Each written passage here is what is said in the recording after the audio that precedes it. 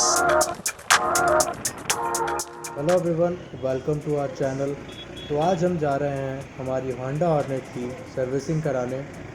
तो हम जहाँ सर्विसिंग कराने जा रहे हैं उस जगह का नाम है the motor house. The motor house की लिंक मैं आपको डिस्क्रिप्शन में दे दूँगा, आप भी वहाँ जाके सर्विस करवा सकते हैं। मैं आपको बता दूँ, मैं ये बाइक पिछले 4 साल से यूज़ कर रहा हूँ। तो आपके पास कोई भी क्वेरीज़ हों या आपको कोई इन्फॉर्मेशन चाहिए हो तो आप मुझे कमेंट में ज़रूर लिखें। चलिए तो स्टार्ट करते हैं हमारे आज के मोटो व्लॉग को।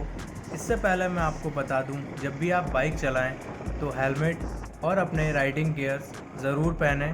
आपकी सेफ्टी ही सबसे ज़्यादा इम्पॉर्टेंट है। तो अभी हम ओल्ड भोपाल के BMHRC रोड पे हैं, यानी भोपाल मेमोरियल हॉस्पिटल के जो साइड से लगा हुआ रोड है, अभी हम उसमें ट्रैवल कर रहे हैं। और अभी कोरोना का टाइम भी चल रहा है तो ट्रैफिक काफ़ी कम है। और भोपाल इंडिया की टॉप क्लीनेस्ट सिटीज़ में आता है। तो आप यहाँ पर मेरे साथ भोपाल के रोड्स भी देख सकते हैं। काफ़ी साफ़ सुथरे रोड्स आपको यहाँ पर मिलेंगे। तो हमारी सिटी ऑफ लेक्स भोपाल के लिए एक लाइक तो बनता है। तो चलिए बढ़ते हैं अब हमारे स्टोरी टेलिंग सेशन के बारे में। तो मैं बता दूं आपको, आज हम इंडियन हिस्ट्री को डिस्कस करने जा रहे हैं और इंडियन हिस्ट्री में मॉडर्न इंडिया को हम कवर करने जा रहे हैं। तो सबसे पहले कुछ फॉरेन ट्रैवलर्स जो थे वो इंडिया आए थे। उनमें से जो फर्स्ट थे वो थे वास्को डे गामा।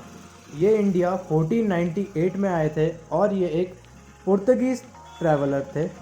पुर्तगीज़ का फर्स्ट कैपिटल इंडिया में कोची था, बाद में उसको गोवा से रिप्लेस कर दिया गया। तो जब भी आप गोवा जाते हैं तो वहाँ पर आप काफ़ी सारे चर्चेस देखते हैं, ये सब देखते हैं। तो ये पुर्तगीज़ कल्चर से रिलेटेड है। आगे बढ़ते हैं। और पुर्तगीज़ अपने साथ पोटैटोज़, टमाटोज़ और टबैको ये सब चीज़ें लेकर आए थे। इसका मतलब टमाटो और पोटैटो इंडिया में इससे पहले कभी नहीं उगाया जाता था। तो पुर्तगीज़ के बाद ब्रिटिश ईस्ट इंडिया कंपनी 16,000 में सेटअप करी गई, लेकिन ब्रिटिशर्स उस टाइम इंडिया नहीं आए थे। ये कंपनी यूके में सेटअप करी गई थी। तो बात करते हैं डच की। 1602 में Dutch east India company form करी गई और मसूलीपट्टनम में इसका फर्स्ट फैक्ट्री सेटअप किया गया। बाकी डच जो हैं ज़्यादा ट्रेड इंडिया में कर नहीं पाए क्योंकि ब्रिटिशर्स पावर में आ गए थे। तो ब्रिटिशर्स के बारे में बात कर लेते हैं।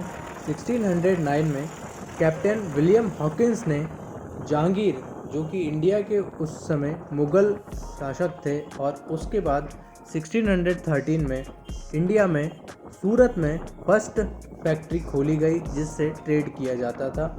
उसके बाद 1615 में सर थॉमस रो, जो कि जेम्स वन के ब्रांड एम्बेसडर थे, उन्होंने आगरा, अहमदाबाद, बड़ौदा में और फैक्ट्री इस्टेब्लिश करने की परमिशन ले ली और यह फैक्ट्रीज़ 1619 में इस्टेब्लिश कर दी गई।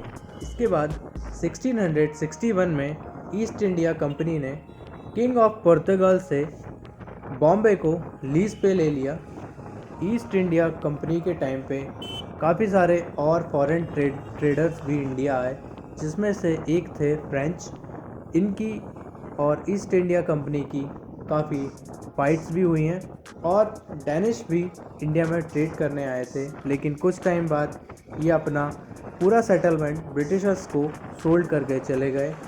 अब बात करते हैं ब्रिटिश ने इंडिया में अपनी पावर कैसे इंक्रीज़ की और कोलकाता से अपना राज इन्होंने कैसे बढ़ाया।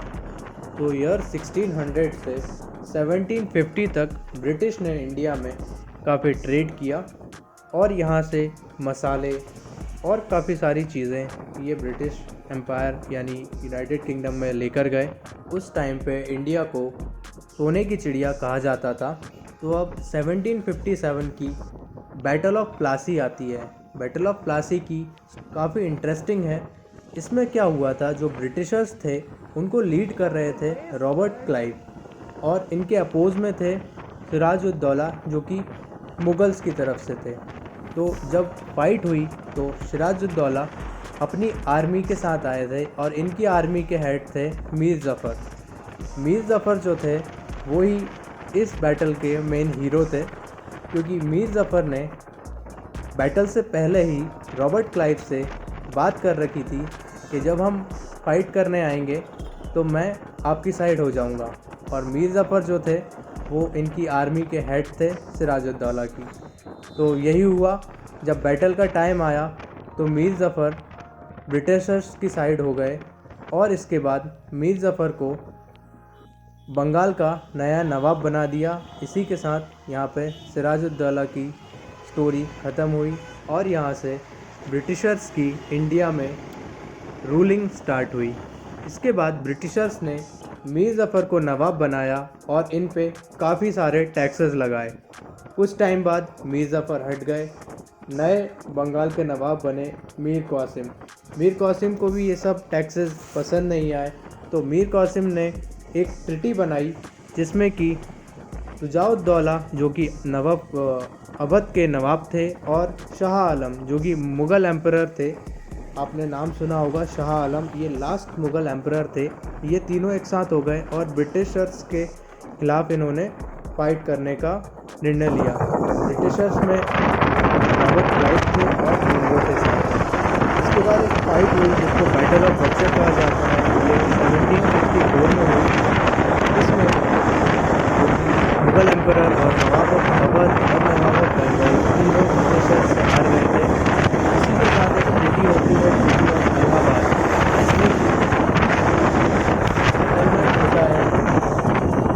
जिसमें इलाहाबाद, बिहार, बंगाल, उड़ीसा ये सारे स्टेट्स ब्रिटिशर्स को दे दिए जाते हैं। और इस टाइम के बाद से ब्रिटिशर्स इंडिया में एक काफ़ी पावरफुल आइडेंटिटी बन के उभरते हैं और फिर ये इंडिया के साउथ सेक्शन में जाते हैं जिसको मैसूर कहा जाता था। मैसूर को रूल कर रहे रहते हैं हैदर अली। तो ब्रिटिशर्स की और हैदर अली की दो फाइट्स होती हैं जिनको कहा जाता है first Anglo Mysore war and second Anglo Mysore war. पहले वॉर में हैदर अली ब्रिटिशर्स को काफ़ी बुरी तरह से पछाड़ देते हैं, लेकिन दूसरे वॉर में हैदर अली को एक पार्शियल हार का सामना करना पड़ता है और कुछ टाइम बाद हैदर अली कैंसर की वजह से मर जाते हैं। उसके बाद आते हैं हैदर अली के बेटे जिनका नाम था टीपू सुल्तान। होप तो आपने ये नाम काफ़ी बार सुना होगा। तो फिर तीसरा एंग्लो मैसूर वॉर होता है 1790 से 1792 के बीच में, जिसमें टीपू सुल्तान और ब्रिटिशर्स के बीच में काफ़ी घमासान फाइट होती है। इसमें टीपू सुल्तान हार जाते हैं और इनकी आधी टेरिटरी ब्रिटिशर्स को दे दी जाती है। उसके बाद fourth and final Mysore war होता है जिसमें कि हैदर अली की मौत हो जाती है और वो स्टोरी तो आपने ज़रूर सुनी होगी जिसमें कि हैदर अली का गला कट जाता है लेकिन उनकी तलवार फिर भी चलती रहती है।